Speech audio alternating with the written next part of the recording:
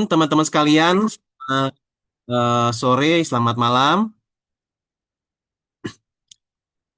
Hari ini kita Sore. akan membahas tema kebangunan rohani dan pemuridan.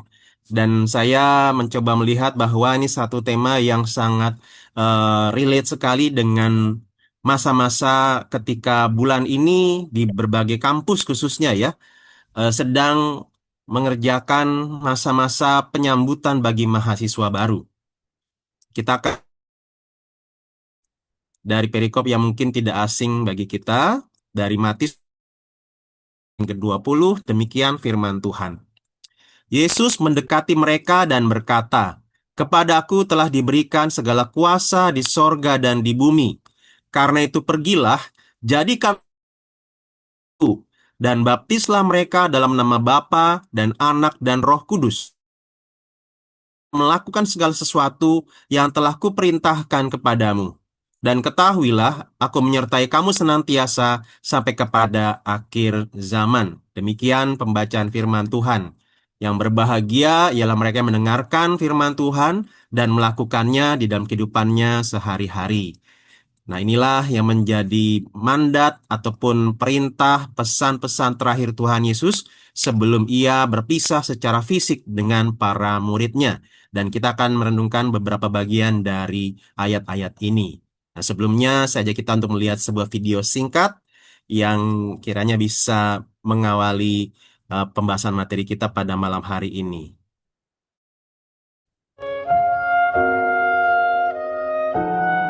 Ini kerjasama yang baik ketika mereka mau ngambil bola yang hanyut di parit yang besar ini ya.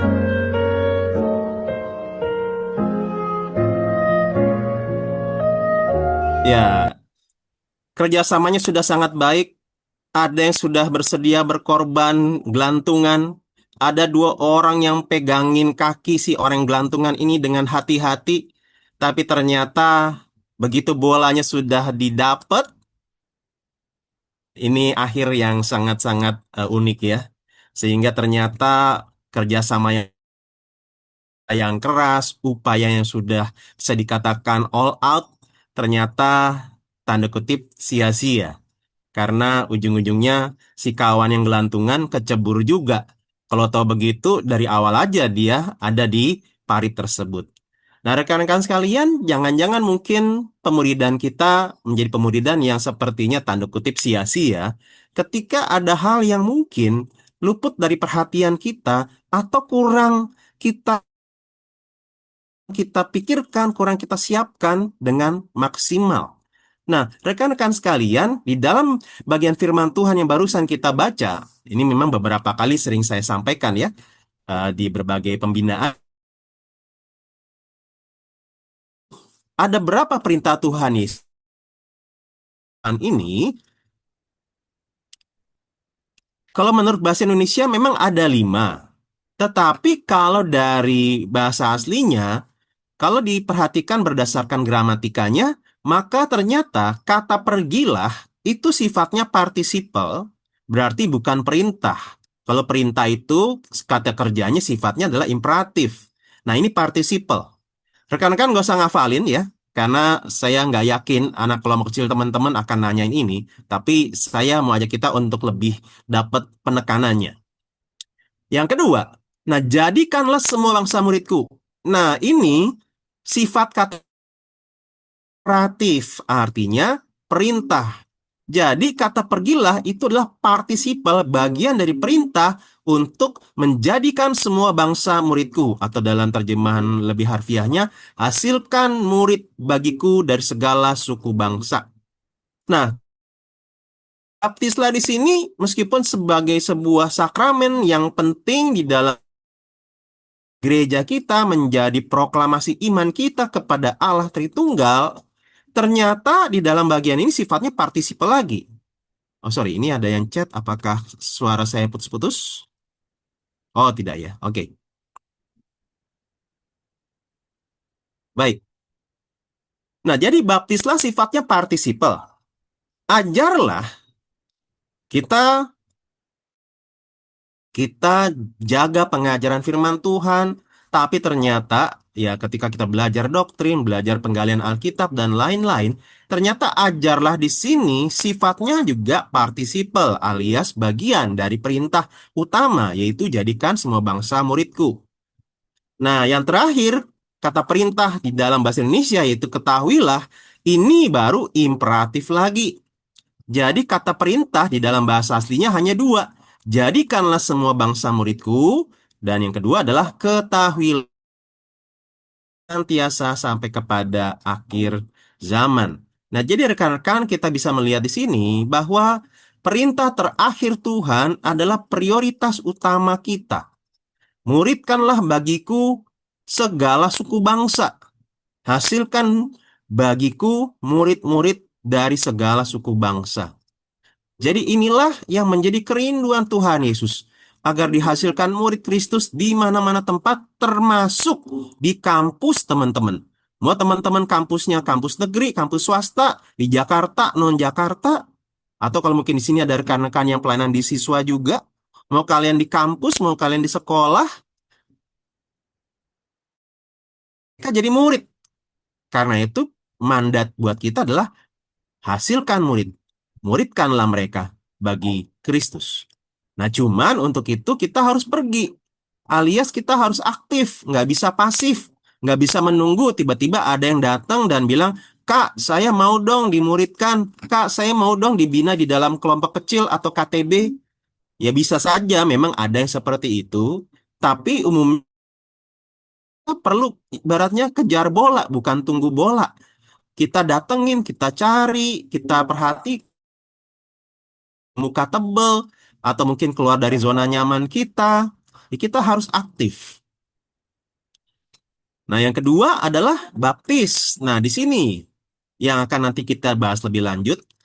Jadi, bicara tentang baptis di sini, bukan maksudnya teman-teman nanti tugas pendeta di gereja masing-masing, kemudian anak-anak kelompok kecilmu itu kalian ceburin semua ke got yang terdekat dari sekolah, UI misalnya, terus dibaptis selam rame-rame oleh kalian, tidak. Yang ada bisa-bisa nanti kalian dipanggil sama dekanat atau mungkin rektorat dan kemudian besoknya masuk ke media sosial. Ada mahasiswa yang melakukan tindakan pemaksaan, ya perundungan, menceburnya sebagai kasus ospek ya. Nah, jadi bukan begitu. Melainkan makna di balik aktivitas ini, jadi baptis di sini dikatakan baptislah mereka dalam nama Bapa dan Anak dan Roh Kudus. Jadi bukan bicara tentang mekanisme airnya, tetapi intinya bahwa setiap orang ini untuk memiliki persekutuan dengan Allah Tritunggal. Jadi murid-murid Kristus adalah orang-orang yang memiliki relasi persekutuan dengan Allah Tritunggal. Jadi ini merupakan bagian dari pemuridan. Nah, baru kemudian ajar untuk melakukan semua perintah Tuhan. Jadi di satu sisi kita mengajarkan, ada informasi yang dibagikan, tetapi bukan hanya itu. Bagaimana pengajaran ini bisa dilakukan, berarti butuh ada pendampingan dan pendisiplinan. Tidak bisa hanya sekali dampingi kemudian beres, tidak hanya sekali mengajarkan kemudian langsung bisa. Ada proses, ada tahapan, ada konsistensi, ada ketahanan, ada kesabaran. Nah, saya fokus kepada tema kita yaitu kebangunan rohani. Nah, kebangunan rohani di sini berarti ini bicara tentang ada rohani yang bukan hanya tidur, tetapi ada rohani yang mati di situ. Jadi ketika dikatakan baptislah mereka dalam nama Bapa dan Anak dan Roh Kudus, bukan semata-mata seremoni baptisan yang Tuhan Yesus tekankan. Nah, kata baptis di sini, kalau dalam bahasa Yunaninya kata kerjanya itu baptizo, ini ya, saya menyelam atau saya tenggelam.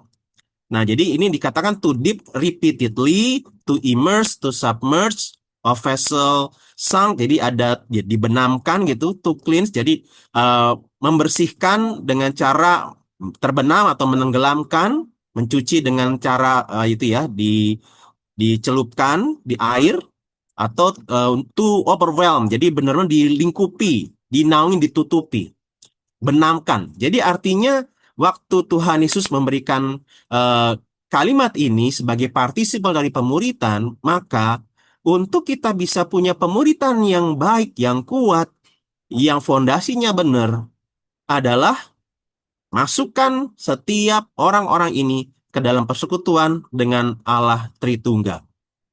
Kalau dikatakan benamkan, tenggelamkan mereka ke dalam persekutuan dengan Allah Tritunggal, artinya sebelumnya kondisi mereka tidak di dalam tunggal.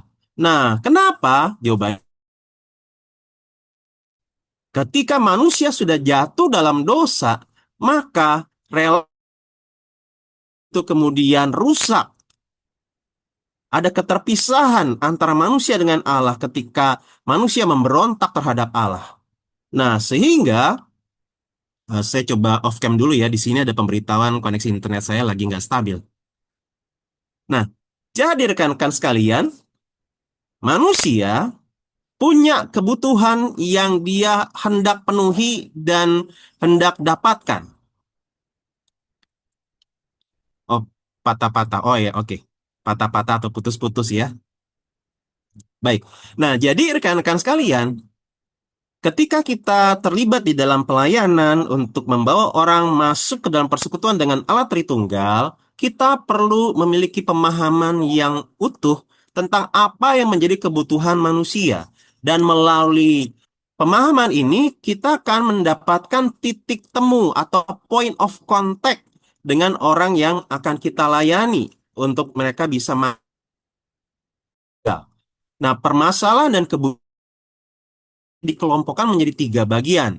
Yang pertama yaitu permasalahan atau kebutuhan fundamental. Misalnya apa? Tentang penderitaan hidup. Jadi bisa aja ada anggota kelompok kecil kita atau mahasiswa baru yang mau kita muridkan, mungkin dia bergumul dengan penderitaan hidup. Entah penderitaan di dalam keluarganya, penderitaan dirinya, atau penderitaan yang dia lihat. Nah, dia pasti sedang mencari tahu jawabannya, kenapa ada penderitaan. Belum lagi bicara tentang ada dosa dan kejahatan. Kenapa ya? Kok orang baik itu mengalami hal-hal yang jahat? Dan terutama juga misalnya ada kedukaan, kehilangan, kematian. Nah, makanya tidak jarang kadang-kadang ya, orang-orang kemudian takut mati dan berusaha untuk menghindari topik tentang kematian. Nah, padahal mereka butuh kepastian, kejelasan tentang apa yang akan terjadi pada mereka setelah mereka meninggalkan dunia ini. Nah, ini ya kelompok pertama. Kelompok kedua atau kelompok kebutuhan kedua adalah kebutuhan sosial mengenai tujuan hidup. Saya ini mau kemana? Bukan sekedar arah mau perjalanan dari mana ke mana, tetapi hidup saya ini mau diarahkan kemana? Saya ini ketika lulus saya mau ngapain? Ataupun bahkan saya ini kuliah buat apa? Jadi tentang makna hidup, tujuan hidup. Jadi ini hal-hal yang menjadi pertanyaan dari banyak orang termasuk anak-anak muda dan bahkan jangan-jangan menjadi pertanyaan kita juga dan adik-adik kita yang mau kita jangkau di dalam pemuritan. Mereka yang tidak tahu who am I, siapa saya, dalam artian bukan dia nggak tahu identitas dirinya, yaitu ada di KTP. Tapi maksudnya dia nggak tahu seberapa berharga dia, seberapa bernilai dia, buat apa saya ada di dunia ini. Nah, itu seringkali menjadi pergumulan juga, self-worth, self-esteem, dan lain sebagainya. Nah, termasuk juga yang ketiga itu kebutuhan psikologikal atau psikologis. Yang ketika masuk kuliah, mereka bergumul dengan rasa aman. Bisa nggak ya saya eh, getting along ataupun kerasan bertahan betah di kampus ini. Saya nanti waktu pas lulus kuliah, masa depan saya akan seperti apa? Ada yang bergumul juga dengan harga diri, kebutuhan untuk diakui, kebutuhan untuk dihormati. Kuliah itu menjadi sarana untuk dia bisa lebih dianggap hebat, lebih diakui oleh orang tua. Ada juga yang mungkin bergumul dengan pengampunan. Mungkin dia ada tindakan kesalahan atau masa lalu yang buruk. Dia merasa sangat bersalah dan terus-menerus tertuduh. Ada yang merasa bergumul dengan penolakan, sehingga dia ingin mengalami penerimaan, ingin untuk dikasih. Ada juga yang bergumul karena dia kan ya, sering disuruh-suruh, mungkin jadi anak waktu pas di keluarga jadi anak paling disuruh-suruh lah, yang paling sering dibully di sekolah, kebutuhan kuasa, kendali atas hidup, dan juga kepuasan ya, mencari kepuasan hidup selama ini terjerat dalam dosa-dosa tertentu, kecanduan dosa-dosa tertentu, karena ternyata di balik itu mencari kepuasan yang kalau bisa ya benar-benar nggak hilang-hilang. Ini adalah kebutuhan-kebutuhan kita yang kita terus cari pemenuhannya untuk kita bisa fulfilled, bisa bahagia, bisa merasa utuh. Nah, tetapi karena manusia telah jatuh dalam dosa, mereka mencarinya di luar Allah. Makanya Blaise Pascal mengatakan di dalam paragrafnya, yaitu Pascal Pensis ini, kira-kira begini, dahulu ada dalam diri manusia sebuah kebahagiaan sejati yang saja, yang dengan sia-sia ia coba isi dari sekelilingnya, mencari bantuan dari hal-hal yang tidak ada, yang tidak diperolehnya dari hal-hal yang ada saat ini. Namun semua ini tidak cukup, karena jurang yang tak terhingga hanya dapat diisi oleh objek yang tak terhingga dan kekal, yakni Tuhan saja. Jadi pada prinsipnya intinya rangkuman dari kalimat paragraf ini adalah bahwa manusia dulu punya kepenuhan hidup. Tapi karena dosa, ada kekosongan yang sangat-sangat besar. Entah kekosongan itu diekspresikan dengan kebutuhan pengakuan, penerimaan, rasa aman, kemudian juga kepuasan, kemudian juga keinginan untuk mengalami kebaikan. Karena dia mengalami kali diisi dengan berbagai cara yang akhirnya membuat dia ketagihan, kecanduan, terikat, terbelenggu. Nah, padahal yang dia cari adalah kepuasan, kebahagiaan, kenikmatan, pengakuan, penerimaan, rasa aman yang tidak akan pernah hilang, yang tidak pernah habis, yang kekal. Nah, jadi disinilah, saudara, ketika bicara tentang kebangunan rohani, maka manusia berusaha untuk mencari kepuasan, kebahagiaan hidup di luar Allah dan berujung kepada kesia-siaan. Hanya Kristus yang bisa mengisi kekosongan tersebut. Nah, disinilah pentingnya kita memberitakan Injil. Bawa mereka ke dalam persekutuan dengan Allah Tritunggal, alias bawa Injil Tuhan untuk mereka bisa dengar dan mengalami persekutuan dengan Allah Tritunggal itu. Karena sebelumnya manusia terputus relasinya dengan Tuhan karena dosa. Nah, jadi rekan-rekan, untuk bisa ada kebangunan rohani, maka Injil harus diberitakan. Nah, untuk Injil diberitakan, maka Efesus 6 ayat 18 sampai 20 Rasul Paulus mengatakan, di satu sisi iya memang ada pemberitaan Injil, tetapi harus ada doa.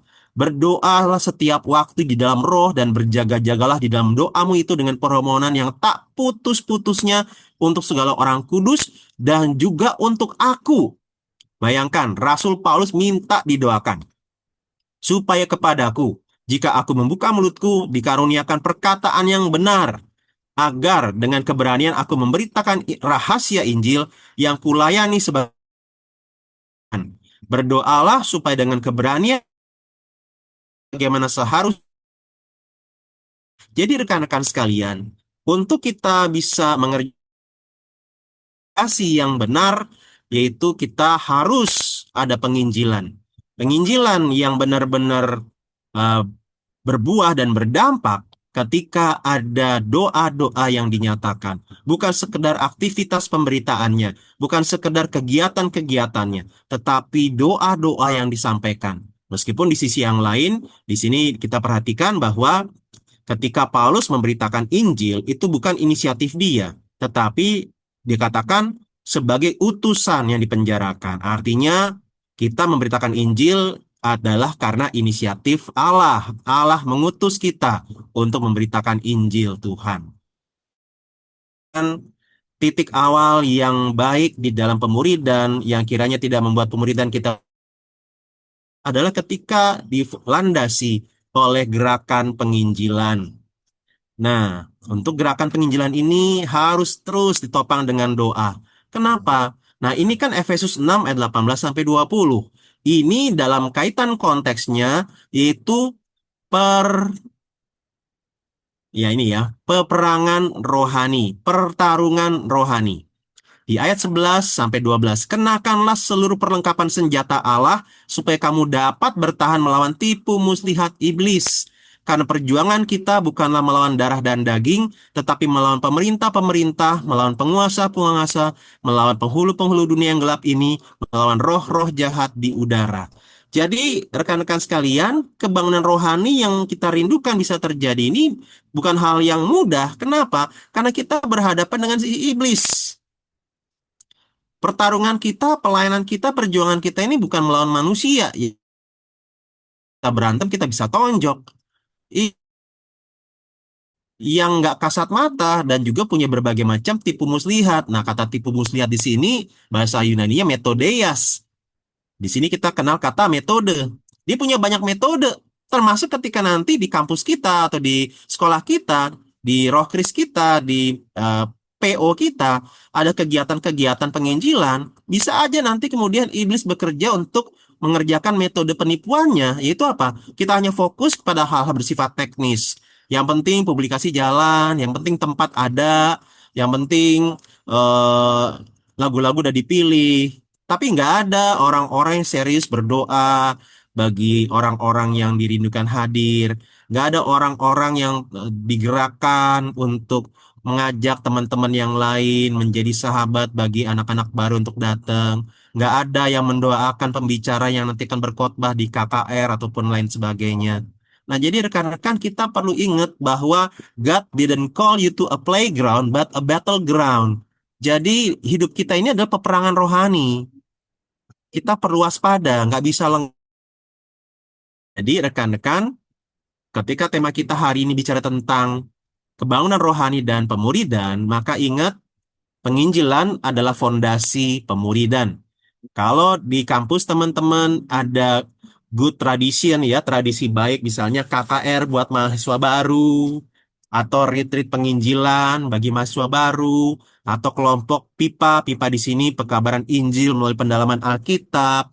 Kalaupun tidak ada event-event besar dan kelompok-kelompok ini, misalnya teman-teman sedang merintis kelompok kecil, nah salah satu yang sangat efektif juga adalah PI pribadi ya. Nah, di sini saya mengusulkan teman-teman ya PI persahabatan. Dalam artian jadi sahabat bagi orang-orang yang teman-teman ingin injili. Nggak memang langsung ya, itu belum tentu langsung terima, bisa jadi malah malah jauh ya karena kaget baru kenal langsung seperti seorang sales yang menawarkan produk. Nah, tetapi intinya di balik kegiatan ini semua doa. Jadi bukan hanya fokus kepada kegiatan pencarian dan kebutuhan dana, tapi agar kiranya Allah bekerja, melindungi, Allah memakai, Allah mematahkan segala kuasa iblis yang mencengkeram para maba untuk tetap hidup dalam dosa mereka.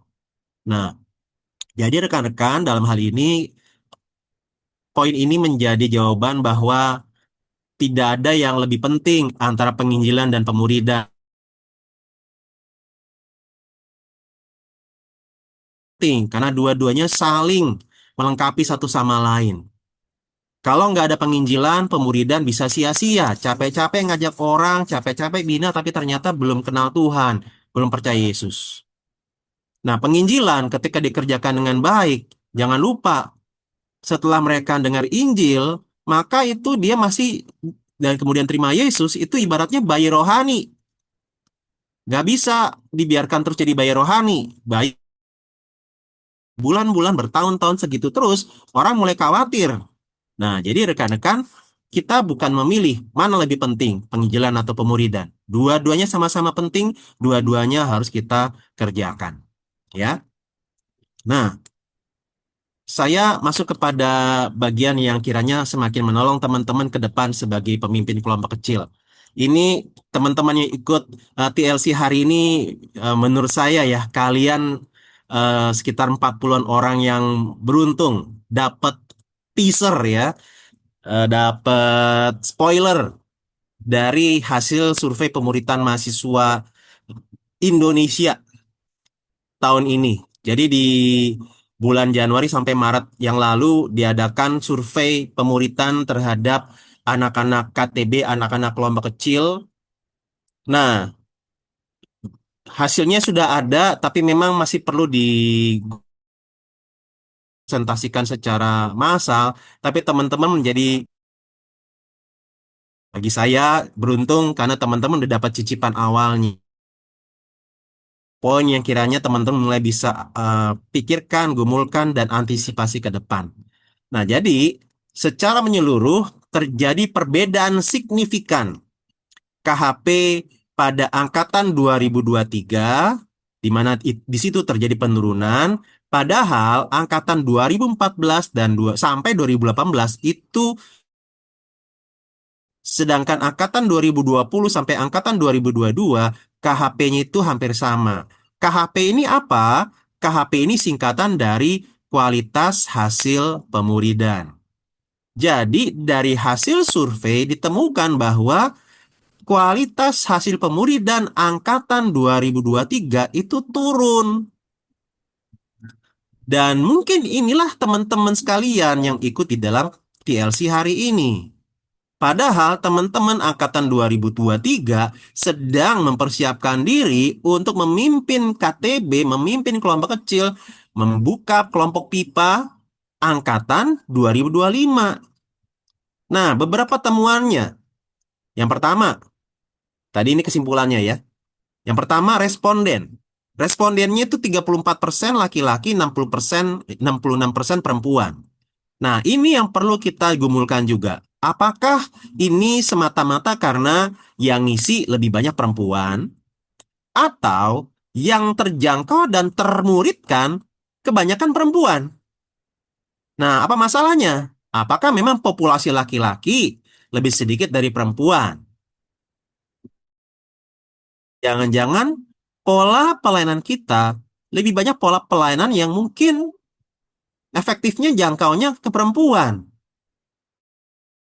Perlu dipikirkan lebih lanjut bagaimana menjangkau dan memuridkan laki-laki nih. Nah, itu perlu teman-teman doakan dan mulai pikirkan. Berikutnya, peran KTB. Itu di tahun 2023 pasca pandemi. Dan 2019 juga rendah. Nah, ini memang membingungkan. Kok bisa ya?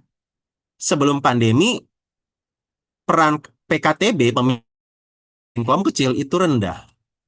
Nah, 2000 pandemi juga rendah. Nah, dari sini mendapatkan sebuah pertanyaan. Apakah penurunan kelompok kecil dan pemuritan itu karena pandemi atau dipicu oleh pandemi? Apakah pandemi menjadi penyebab penurunan kualitas? Nah, apa penyebab? Berarti dia sumbernya. Pemicunya bisa macam-macam. Nah, kalau pemicu, berarti penyebabnya sudah jelas, sudah ada. Berarti kalau misalnya dikatakan penurunan terjadi berarti sebelum pandemi masalah sudah ada tapi belum kelihatan. Nah, kalau pandemi menjadi penyebab, berarti dulunya nggak ada masalah. Nah, itulah, yaitu pandemi itu yang membuat kelompok kecil porak-poranda. Nah, kesimpulan sementara, dua-duanya. Pandemi menjadi penyebab dan pemicu rendahnya skor untuk PKTB. Jadi di sini kenapa dikatakan pemicu? Lihat, di 2019 peran PKTB menjadi sahabat, maaf ya, menjadi sahabat, mengajarkan firman, menjadi teladan, membimbing, itu kurang. Juga demikian, ya. Jadi peran PKTB itu rendah. KTB-nya. Kalau tadi pemimpin sendiri. Skor lebih rendah di 2023 dan 2021, tapi tinggi di 2019. Nah, di sini salah satu asumsinya adalah jangan-jangan pandemi yang membuat tinggi di 2019, begitu pandemi 2021 dan 2023 menurun. Nah, yang menjadi penekanannya berarti jangan-jangan kita melihat ada efek domino bahwa kalau ini kan kita lihat ya, kalau anak kelompok kecilnya angkatan 2019, biasanya pemimpin kelompok kecilnya angkatan 2017. Nah, kalau anak kelompok kecilnya angkatan 2000, biasanya PKK-nya angkatan 2019. Nah, kalau PKK-nya itu 2021, biasanya akan mimpin 2023. Jadi, kita lihat di sini ada angkatan ganjil. Kalau masalah di angkatan ganjil terjadi, maka itu akan terus berulang bahkan di tahun 2025. Jadi artinya teman-teman mesti perhatikan baik-baik nih. Waduh, jangan sampai ini menjadi efek domino.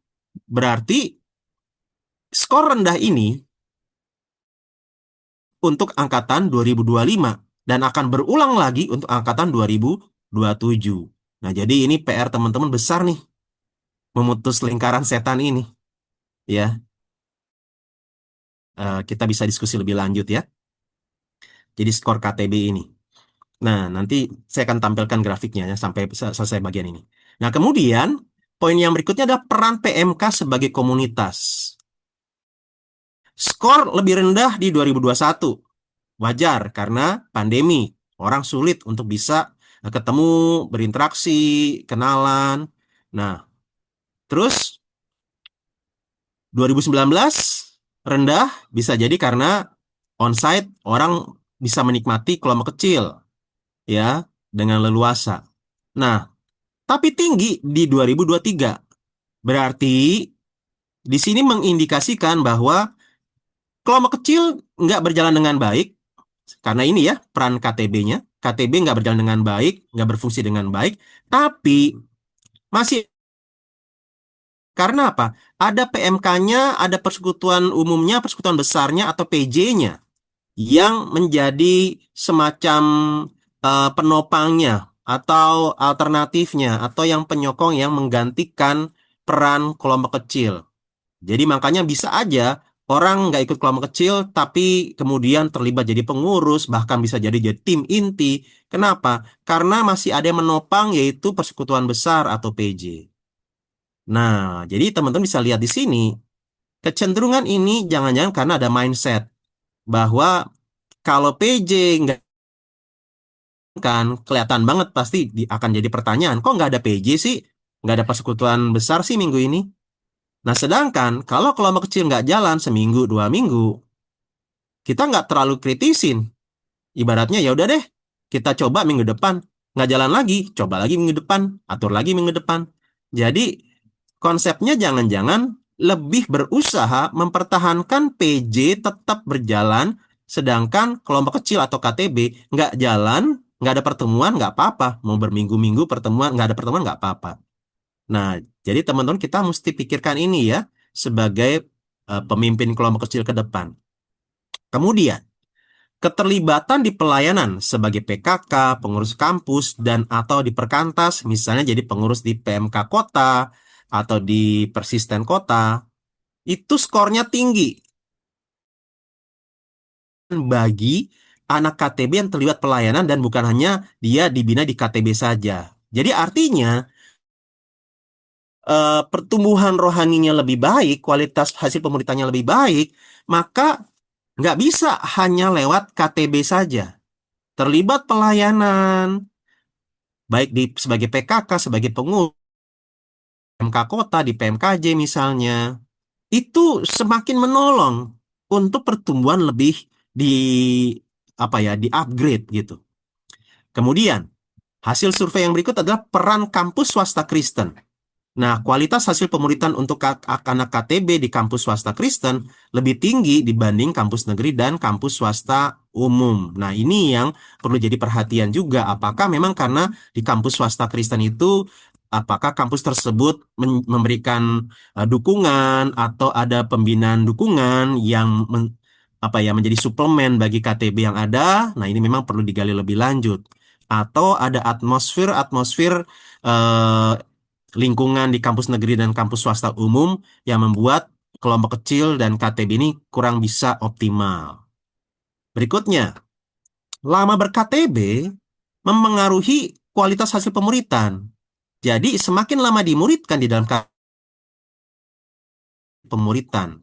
Jadi kecil ya mas, kecil dibina hanya 1 semester atau 1 tahun dibandingkan yang 2 tahun. Nah itu jelas pasti beda.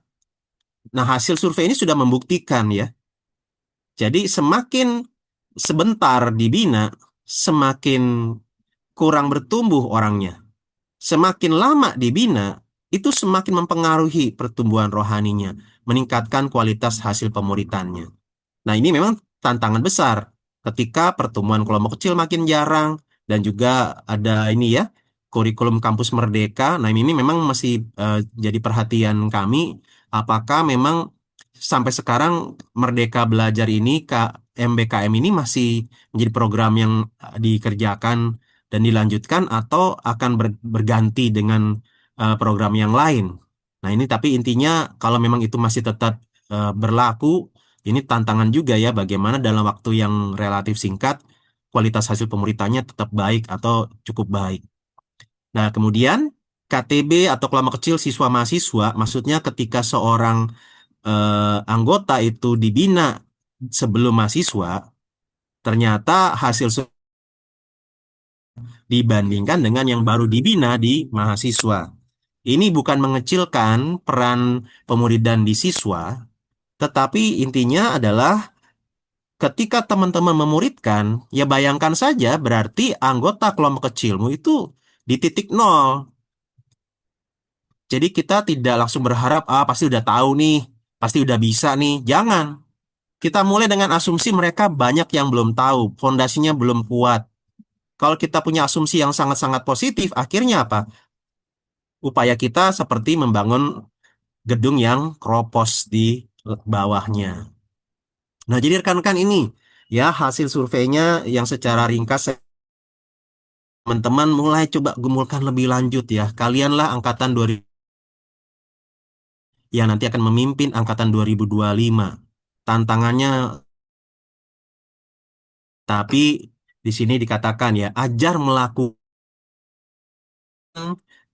setelah mereka masuk dalam persekutuan dengan Allah Tritunggal, mengimani Juru Selamat, itu titik satu, titik awal, itu dia menjadi bayi rohani, maka kita muridkan mereka untuk bisa kemudian menjadi pengikut Kristus. Bukan hanya dengerin pengajarannya, tetapi menjadi Kristus-Kristus kecil. Rasul Paulus mengatakan, jadilah pengikutku sama seperti aku juga telah menjadi pengikut Kristus. Jadilah pengikutku, sama seperti aku menjadi pengikut Kristus. Berarti di sini Paulus menjadi teladan, bukan hanya memberi teladan kepada para pembaca suratnya ini. Dia menjadi teladan sehingga orang bisa melihat teladan hidupnya, dan melalui teladan hidupnya orang bisa melihat dan meneladani Kristus. Nah, jadi rekan-rekan dalam membawa mereka untuk bertumbuh adalah salah satunya menjadi teladan. Menjadi teladan. Nah, untuk bisa, jadi kalau tadi ya kata-kata dari MC kita itu tadi menolong juga ya. Kita bukan hanya hadir, kehadiran saja tidak ada gunanya ketika kita tidak menjadi teladan. Nah, tetapi menariknya, kita pikir kita sudah jadi teladan, tapi kita perlu tahu, kita perlu komunikasikan teladan kita. Bukan hanya teladan tanpa kata-kata. Memang ada yang bilang, teladan lebih berbicara daripada kata-kata. Nah, meskipun teladan lebih berbicara daripada kata-kata, kalau nggak ada kata-kata, teladan mau bicara apa? Kata-kata tetap penting, teman-teman. Bahkan seingat saya, John Piper dalam tafsirannya dari Yohanes pasal 1, dikatakan pada mulanya adalah firman. In the beginning was the word. Firman, word, kata-kata. Pada mulanya adalah kata-kata. Bukan pada mulanya adalah teladan. Bukan pada mulanya adalah tindakan. Bukan pada mulanya adalah kata-kata. Ada kata-kata kan. Kata-katanya kita bingung. Dia mau lagi nyontoin apa ya? Jadi teman-teman poinnya bukan either or kata-kata atau teladan atau teladan nggak usah pakai kata-kata, bukan. Melainkan both and, dua-duanya. Tunjukkan teladanmu, komunikasikan dengan kata-kata kepada mereka. Jelasin. Sehingga ketika misalnya engkau belajar berintegritas dalam studi, belajar untuk melawan dosa di dalam tantangan sehari-hari, ceritain. Sehingga mereka bisa ngerti. Nah, jadi teladan akan lebih berbicara kata-kata. Itu ya. Jadi kehadiran yang memberi teladan, teladan hanya bisa dikomunikasikan ketika ada kata-kata. Nah, tujuannya apa sih? Tujuannya adalah untuk menjadi pengikut Kristus dan semakin menjadi pengikut Kristus. Nah, untuk dan Kristus atau meneladani Kristus, ini bukan sekedar niru apa yang Tuhan Yesus lakukan, melainkan berelasi dengan Kristus. Jadi ada hubungan pribadi dengan Tuhan. Bukan sekedar, oh Kristus begini, saya harus begini. Tidak. Teman-teman sekalian, saya dulu waktu pas sebelum merit ya, sebelum nikah itu, saya kalau makan nasi biasanya pakai kecap tuh. Saya senang banget pakai kecap, jadi nafsu makan tinggi sekali. Nah, tetapi semenjak mulai pacaran dan menikah, nggak tertarik lagi untuk pakai kecap, meskipun kalau dikasih kecap, makanannya saya masih senang juga. Tapi sekarang saya udah berubah bergeser. Kenapa? Karena seringnya itu kalau makan bersama dengan istri saya, itu kami makan nasi itu pakai sambal. Jadi akhirnya apa? Ketika saya semakin sering berelasi dengan istri saya, sering makan bareng dengan istri saya, maka interaksi itu mengubah saya. Sehingga ya saya jadi semakin seperti istri saya dengan berbagai hal-hal yang ada, misalnya kesenangannya, karakteristiknya, kosakata yang dipakai, intonasi bicara dan lain-lain misalnya ya. Nah, demikian juga sebaliknya. Jadi, ya itu. Akhirnya kami sering rebutan kalau makan nasi itu bisa langsung habisin sambelnya gitu. Kita hanya bisa meneladani Kristus ketika kita terus berelasi dengan Kristus. Relasi itu akan mempengaruhi. Relasi itulah yang akan menular. Oke, sebentar. Wah, oke. Ya. Nah, untuk kita bisa punya relasi yang akrab dengan Kristus, tidak bisa tidak, ajar. Berarti kita pelajari firman Kristus melalui saat teduh, yang terus kita bawa dalam doa, melalui penggalian Alkitab, termasuk ketika kita di dalam kelompok kecil, miliki keyakinan bahwa pertemuan-pertemuan kelompok kecil kita adalah sarana untuk kita bisa mengajarkan firman Tuhan. Entah secara langsung melalui Alkitab dan bahan yang kita pakai, atau dalam interaksi-interaksi yang membagikan dan menceritakan firman. Jangan sampai kita punya ketidakyakinan bahwa firman itu nggak guna lah, nggak perlu ngobrol-ngobrol udah cukup, makan-makan udah happy, enggak. Itu baik, tapi relasimu tidak akan kemana-mana ketika tidak ada firman yang terus dipelajari dan dilakukan. Nah, yang terakhir adalah bagaimana mereka untuk melakukan, jawabannya melalui persahabatan. Seringkali, nah ini sebenarnya nanti akan saya sampaikan ya dari hasil surveinya ya. Ada problem ternyata di dalam kelompok kecil yang terjadi. Kita tidak mengasumsikan anggota kelompok kecilnya atau pemimpin kelompok kecilnya yang punya masalah dalam relasi. Maksudnya kelemahan-kelemahan karakter dalam relasi. Orang yang mungkin introvert lah. Kita nggak menyoroti ke sana. Orangnya, tapi prosesnya. Jangan-jangan prosesnya yang bermasalah. Kalau orangnya bermasalah memang sulit diukur. Tapi yang kita bisa ukur adalah prosesnya. Jangan-jangan proses pemuritannya itu bermasalah. menjadi proses pemuritan yang kaku, yang dingin, yang kemudian hierarkis, yang tidak memberikan ruang. Nah, justru di sini kita mengerjakan pemuritan sebagai seorang sahabat, pemuritan yang bersahabat. Nah, itulah yang Yesus kerjakan. Yohanes 15 ayat 12 sampai 15. Inilah perintahku, yaitu supaya kamu saling mengasihi seperti aku telah mengasihi kamu. Tidak ada kasih yang lebih besar daripada kasih seorang yang memberikan nyawanya untuk sahabat-sahabatnya. Kamu adalah sahabatku jikalau kamu berbuat apa yang kuperintahkan kepadamu. Aku tidak menyebut kamu lagi hamba, sebab hamba tidak tahu apa yang diperbuat oleh tuannya. Tetapi aku menyebut kamu sahabat, karena aku telah memberitahukan kepada kamu segala sesuatu yang telah kudengar dari Bapakku. Nah, jadi rekan-rekan sekalian, kita bisa lihat di sini. Salah satu inti yang ada di dalam pemuritan Kristus. Kristus menjadikan murid-muridnya sebagai sahabat. Dan bahkan dari sini, dikatakan tidak ada kasih yang lebih besar daripada kasih seorang yang memberikan nyawanya untuk sahabat-sahabatnya. Artinya ketika Kristus mati di kayu salib, dia mati untuk para sahabatnya. Ketika dia mati di kayu salib, itu adalah kematian seorang sahabat. Nah, jadi rekan-rekan, jangan-jangan ini mungkin salah satu hal yang hilang di dalam pemuritan kita. Ini yang mungkin tidak dinikmati, dialami di dalam pemuritan kita.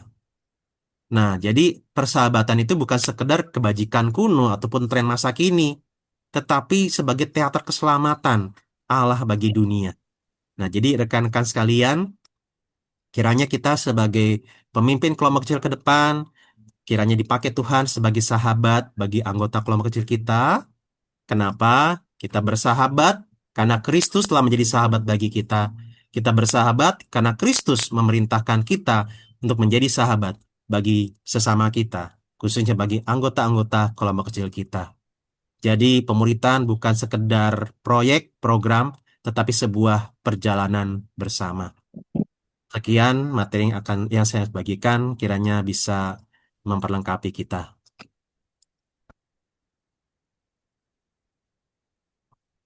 Saya serahkan kembali kepada Riyama ya. Iya Bang. Terima kasih Bang Abi atas materinya. Untuk teman-teman yang ingin bertanya boleh langsung raise hand atau isi Slido. Ada Wih, udah banyak yang nanya. hasil pemuridan, hasil surveinya. eh Mau tanya jawab dulu atau mau lihat hasil surveinya, grafiknya? Oh boleh Bang, lihat dulu grafiknya mungkin. Oke, saya coba tampilkan ya. Oke Bang.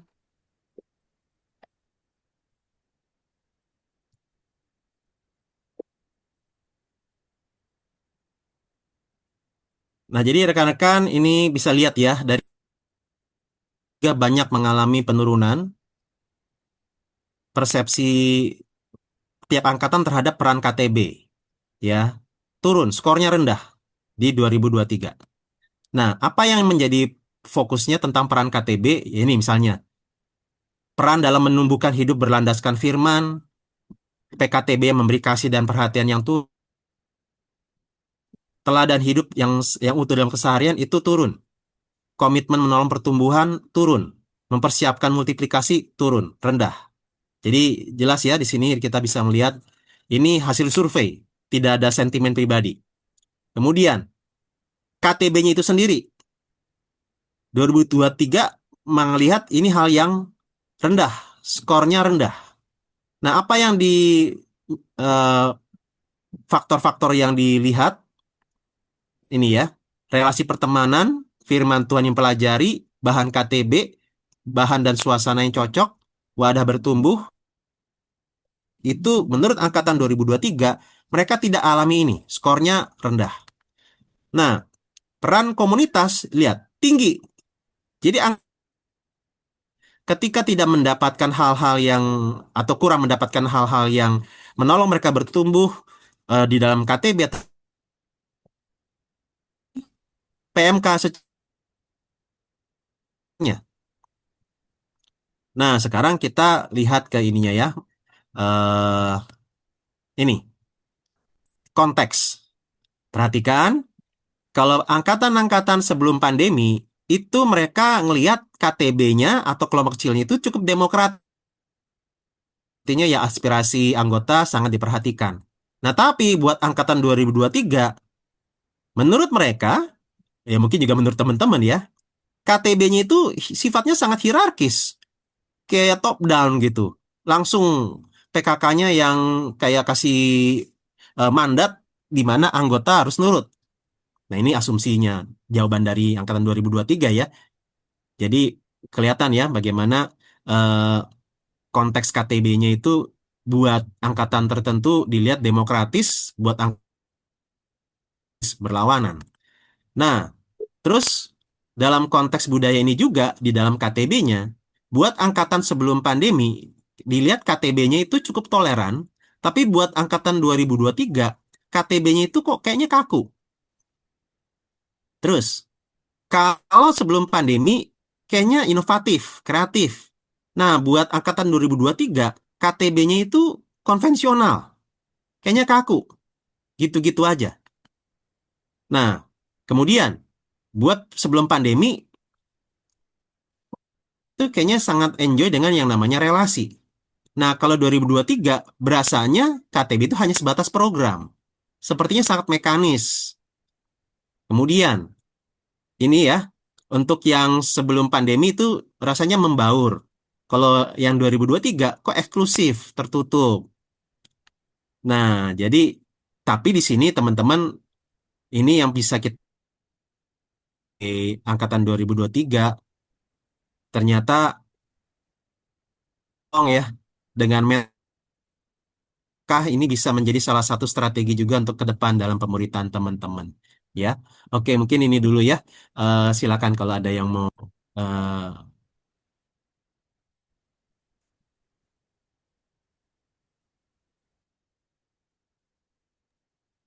Makasih Bang untuk gambaran grafiknya. Dari grafik kita bisa lihat kalau ya ternyata kelompok kecil juga perlu mengalami perubahan bagaimana membangun relasi karena makin ke sini Gen Z makin ya berbeda dengan gen milenial gitu. Oke, ini udah banyak teman-teman yang bertanya. Mungkin dari pertanyaan yang paling atas dulu ya, Bang. Sebagai pengurus divisi KK, mana yang lebih baik? Menyeragamkan kurikulum pemuridan atau membebaskan PKK dalam menyusun kurikulum masing-masing? oke, saya langsung jawab aja ya. Iya, Bang. eh Bukan diseragamkan ya. Sorry, ini suara saya putus-putus. Ini udah lebih baik kok, Bang. Oke, jadi kurikulum pemuritan itu panduan ya, teman-teman. Panduan untuk kita mengerjakan pemuritan. Jadi, teman-teman ibaratnya bergerak bebas di dalam koridor kurikulum itu, gitu. Kalau nggak dikasih kurikulum pemuritan dan membebaskan PKK menyusun kurikulum masing-masing, pertanyaannya, apakah PKK ngerti bagaimana menyusun kurikulum? Apakah mereka punya kurikulum atau ternyata ya udah ngalor ngidul aja apa aja suka-suka? Nah, kita mesti hati-hati ya. Jadi memang ya, thank you. Ini pertanyaan yang bisa juga untuk menajamkan materi kita bahwa kalau kita ingin punya kelompok kecil yang terarah untuk menolong orang bertumbuh menjadi murid Kristus, menjadi tadi ya Kristus-Kristus kecil itu, ya kita perlu ada kurikulum. Nah, jadi begini teman-teman sekalian, kalau saya dalam posisi sebagai pengurus divisi KK, lebih baik menyeragamkan kurikulum pemuritan daripada nggak ada kurikulum sama sekali. Kalau nggak ada kurikulum sama sekali, PKK kalau memang ada yang sudah terbina dengan baik ya puji Tuhan, mereka bikin bikin kurikulum yang baik. Nah, tapi kalau enggak, maka ya sayang sekali kasihan anak-anak kelompok kecilnya ketika nanti dimuridkan di dalam kelompok kecil tersebut. Jadi ibaratnya contoh, kalau tema kita tentang kebangunan rohani, untuk bisa mengalami kebangunan rohani, itu Injil perlu diberitakan. Nah, metode-metode penginjilan kan banyak. Nah, tetapi jangan metode penginjilan banyak, kita nggak tahu sama sekali, kita nggak punya sama sekali, gitu. Jadi sebaiknya kurikulum pemuritannya seragam, tapi dalam penerapannya nanti disesuaikan dengan kondisi dan kebutuhan dari kelompok kecil masing-masing gitu. Jadi lebih mudah untuk kita bisa melihat progresnya. Kelompok kecil A sudah sampai mana progresnya, kelompok kecil B sudah sampai mana progresnya, dan lain sebagainya. Termasuk apa yang dibutuhkan gitu ya. Jadi sebaiknya lebih baik diseragamkan daripada sama sekali untuk para PKK gitu.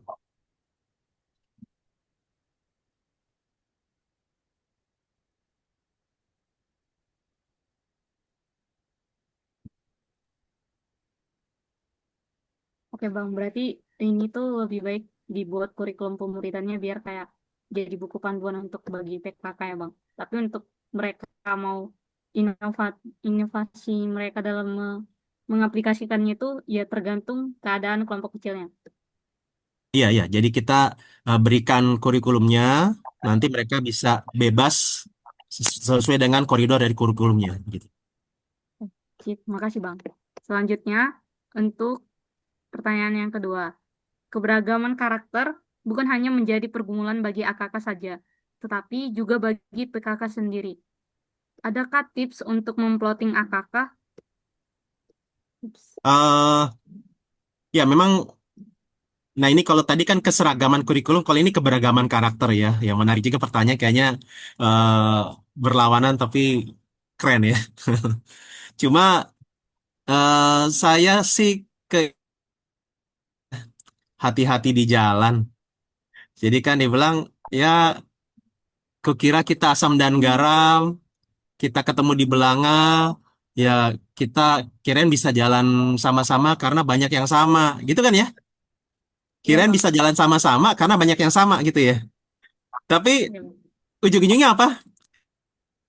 Enggak bang, berpisah di jalan. Abang fansnya Tulus Nggak ya? menjamin ya. Iya bang. Tuh. Itu yang pertama. Yang kedua, kelompok kecilnya Tuhan Yesus, karakternya latar belakang ada ya Simon, Andreas, Yakobus, Yohanes, mereka itu nelayan yang bisa dibilang ya hidupnya keras di danau. Terus ada juga yang apa ya cukup elit ya, seperti Matius, bahkan dia bekerja sama pihak Romawi. Tapi ternyata di dalam kelompok kecil yang sama ada Simon orang Zelot. Dia ini ekstremisnya yang memberontak terhadap Romawi. Itu satu kelompok tuh. Bayangin, kira-kira gimana? Ada berbagai macam latar belakang orang. Ada orang yang impulsif seperti Simon, peragu dan rasionalis seperti Thomas, macam-macam. Jadi eh ya kita nggak bisa menyeragamkan karakter semua orang. Bagian kita adalah bagaimana kita bisa beradaptasi dengan orang-orang yang dipercayakan ya. Jadi kita nggak bisa mencegah hadirnya orang yang berbeda dengan kita di dalam kelompok, tapi bagian kita adalah bagaimana kita bisa, ini mungkin seperti Rasul Paulus ya, ke orang Yahudi dia seperti orang Yahudi, ke orang Yunani dia seperti orang Yunani. Jadi dia berusaha untuk eh, beradaptasi dengan orang-orang yang dia layani. Nah, untuk tips untuk memploting AKK, nah ini kalau menurut karakter lebih ke gender dan jurusan kuliahnya. Misalnya, kalau gender ya baiknya sama gendernya ya, jangan berbeda gender. Itu karena usia sebayaan biasanya nanti malah bukan KTB tapi ya KTB sih ya, tapi kelompok tumbuh berdua jadinya nanti agak bahaya ya. Bukannya menjadi murid Kristus tapi ya gitu deh. Nah, jadi jangan baiknya sih gendernya sama itu. Kemudian jurusannya kalau bisa sama, lebih mudah untuk mengatur waktunya. Jadi jadwal perkuliahan waktunya lebih mudah. Itu lebih ke situ ya. Kalau saya sih. Jadi untuk misalnya sifat karakternya eh kita apa ya? Nggak bisa langsung bilang, oh, nih kakak yang rame juga. Kenyataannya teman-teman si istrinya bawel, em, tapi sampai sekarang awet tuh rumah tangga. Jangan pikir bahwa kalau udah sama itu pasti akan ini ya gitu. Jadi nggak ada tips untuk memploting AKK harus tipenya sama dengan PKK enggak. Tapi ini bagian dari PKK yang belajar untuk getting along ya, bisa bersama-sama ya minta pertolongan Tuhan untuk bisa dekat sama mereka ya gitu. Ya itu ya teman-teman. Memang nggak mudah balance-nya.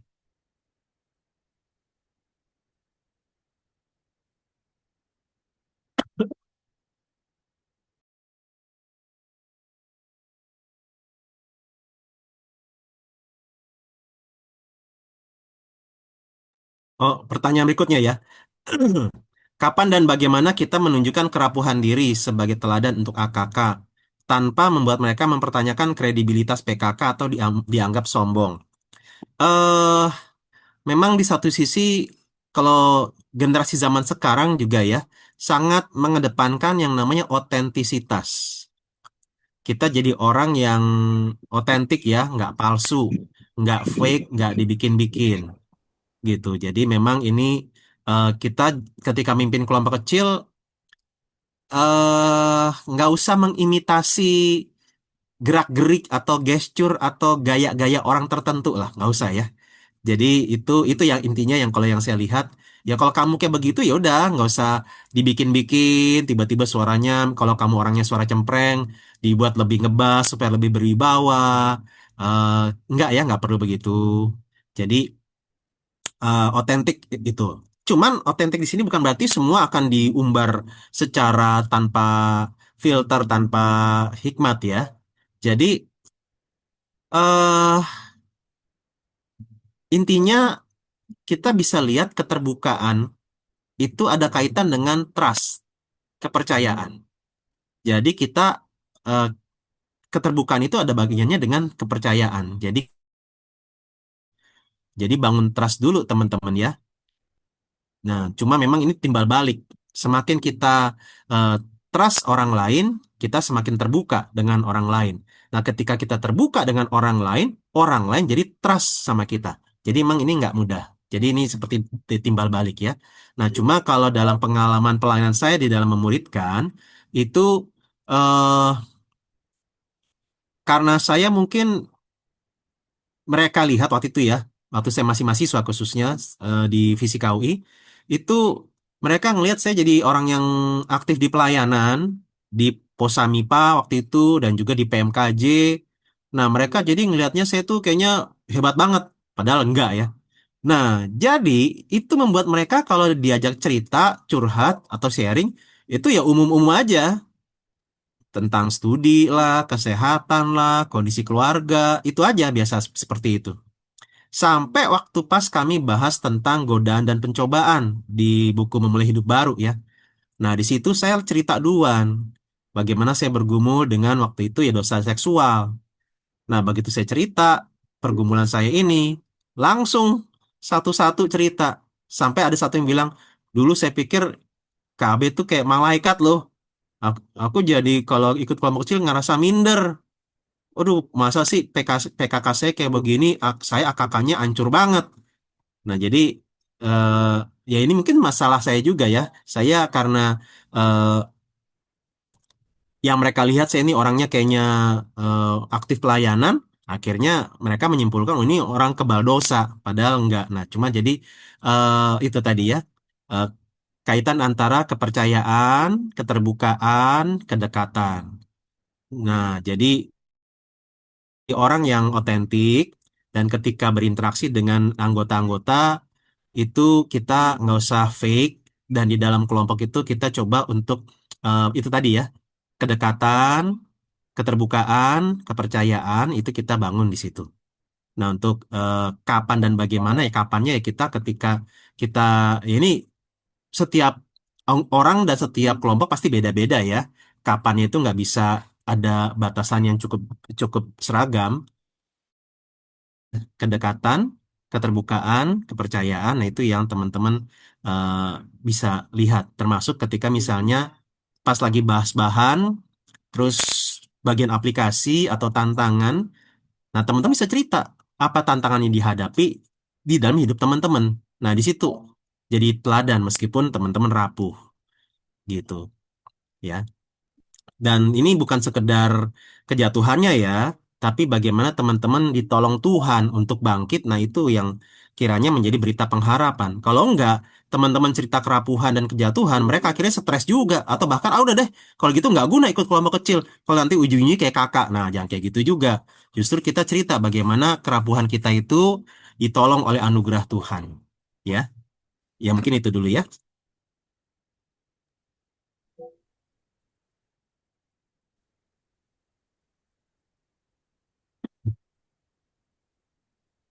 Pertanyaan berikutnya ya. Iya Bang. Oke, Kalau seberapa mungkin tadi udah Abang singgung melalui jawaban dari pertanyaan di atas, ini mungkin lebih terbuka. Seberapa harus PKK menggali dosa yang menjadi ketergantungan bagi AKK? Bagaimana membuka percakapan tentang ini dan tindak lanjutannya, Bang? eh kalau seberapa harus sebenarnya harus banget ya. Karena kalau enggak itu jadi bom waktu dan menjadi hal yang ibaratnya pintu kekunci untuk mereka nggak bisa bertumbuh gitu. Dan ini bisa akan maksudnya gini, kita kita kan kelompok kecil bukan hanya aktivitas